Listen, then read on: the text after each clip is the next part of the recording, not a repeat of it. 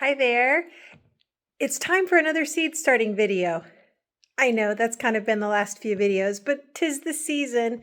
So it is very late February, the last day here where I live.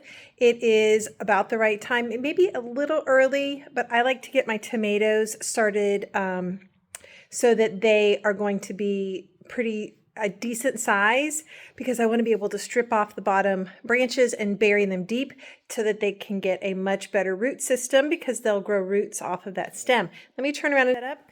So I've taken the seed starting mix and I have put it in my cement mixer container here that I got at Home Depot for very reasonable. It's sturdy plastic. I've used this now for the last several years, and it's just a great, very inexpensive tool. Makes mixing up the seed starting mix very easy for me. I also use this to dampen up the potting mix when it's time to do up potting into a little bit bigger pots as the plants are growing on.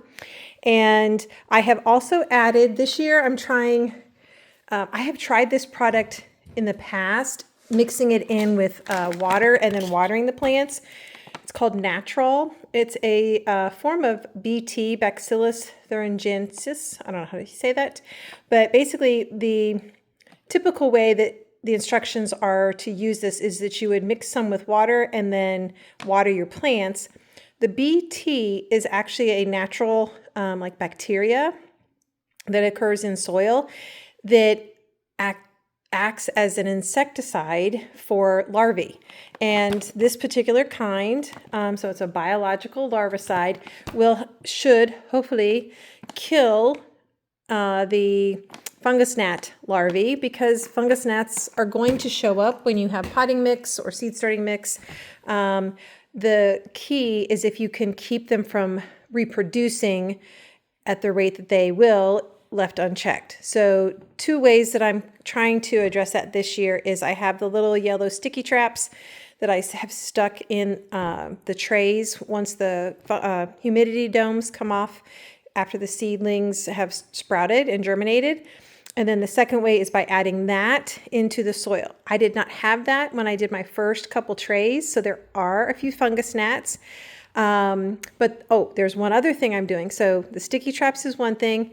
The Natural mixed in with the potting mix or seed starting mix.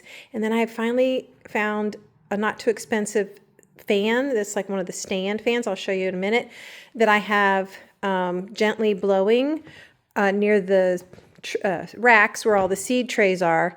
And I think the combination of those, I have a few fungus gnats, but so far, knock on wood, the population has stayed a little less than it has been in previous years. So anyways, what we do, seed starting, have several other videos on this. So we're going to try to keep this short. Basically, you get your potting mix or your seed starting mix nice and damp so that it'll hold together like this.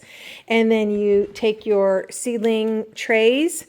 I'm going to be using ones like this that have 6 cells, and 6 of these will fit in a 10-20 tray. And what I'm going to do right now is I'm just going to fill these up with soil to fill up the tray. And then I'll take them inside and put the seeds in. So I'll be back once I get these filled up and I'm ready to, let me just show you filling one of them up in case this is your first time catching one of my videos. So basically you just take the soil and you kind of like just pretty straightforward. You're just putting it into the container here. Now, one thing you want to do, once you get it in there, you want to give it a little bit of a shake, and then you want to tap it down a little bit. You don't want to turn these into like solid bricks of seed starting mix, but you don't want air pockets, because air pockets will not be good for your seedlings. There was one that was ready to be just cave right in. When a seed germinates and then starts putting out its roots, if it encounters air, like airspace, the roots basically die off. They prune at that point.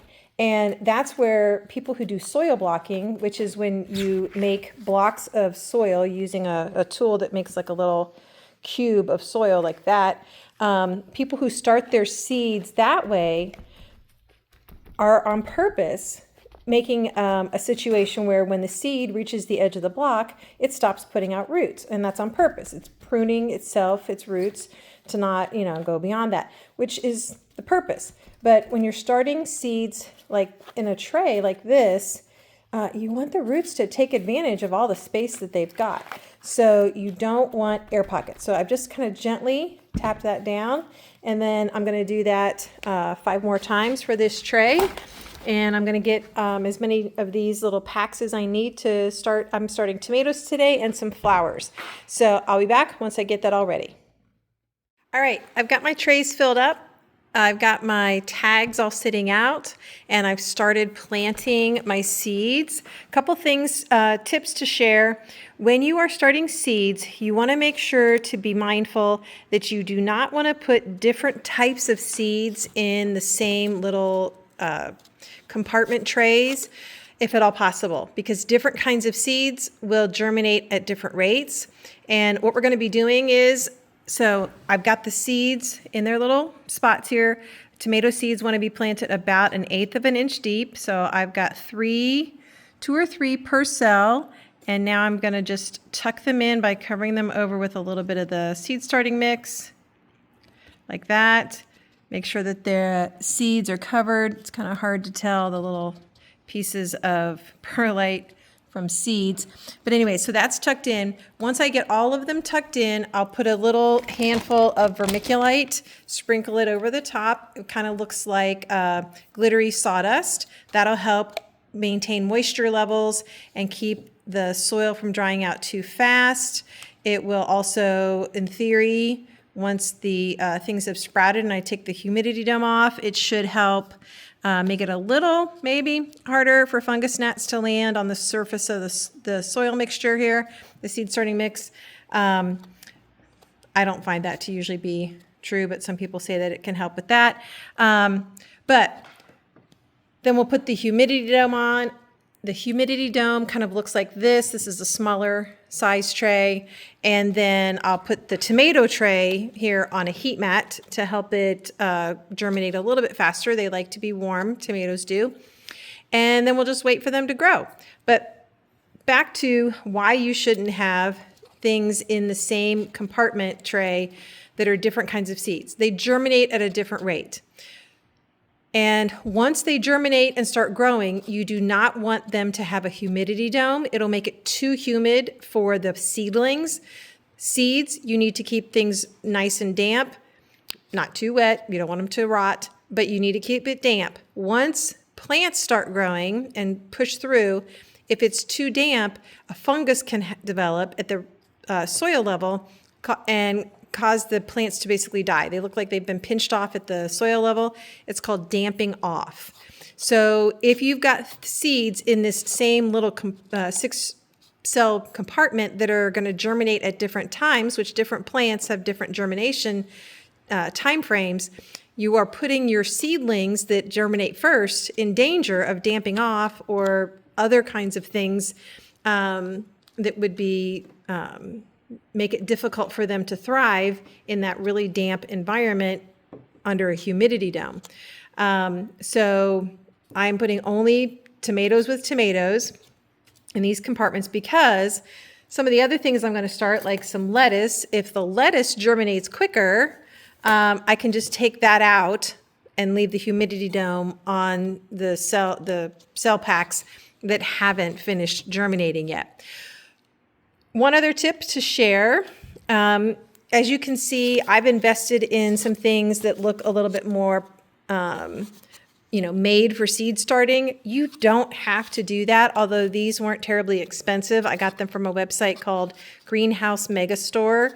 These are what are called 10-20 trays. There's lots of other places you can get things like this. They even have them on Amazon. I do recommend if you are going to invest, get the ones that are the super heavy duty. They'll last longer. Greenhouse Megastore, you can get, these are actually, they come connected, and you can get, sheets of these for very inexpensive, a few dollars, like 10 sheets of this, like for, I don't know, it was not much, it was less than $10. But you don't have to use this. And same thing with the humidity domes. You don't have to invest in humidity domes. If you don't want to, you can start seeds in solo cups, Dixie cups, to achieve the effect of a humidity dome. You can just leave a little space at the top of the cup and put a piece of saran wrap over top of it to start off with. I do recommend at least investing in something that you can do, use for lights, because just putting it in a windowsill, ultimately your seedlings, that's probably not going to be enough light for them, especially if you live in a place where the days are shorter in the winter. Something like a rack like this you can get at garage sales, Facebook Marketplace. I got mine at Home Depot. I watched for them to go on sale. They're easy to put together. Mine are 3 feet wide and about, I don't know, 4.5 feet tall, maybe close to 5 feet tall. And they weren't terribly expensive at the time. I think, $40, $50. And if you're not starting lots and lots of seeds, one rack like this would be plenty, or you can even get a shorter one like this over here. And then lights. You can get lights like this. That's the one place I do recommend investing a little bit of money, but it doesn't have to be huge amounts of money. You can get a pack of these lights, 6 of them. These are 3 feet long, for about $70, $80, depending on if you can catch them on sale, maybe a little over 80. And that's for the 3 foot long. Same company, same kind of lights, make 2 foot long ones and much less expensive. And so if you just have a small amount of things that you're going to be starting, you don't have to invest a ton of money. I do recommend thinking ahead, though, if you're going to be doing seed starting.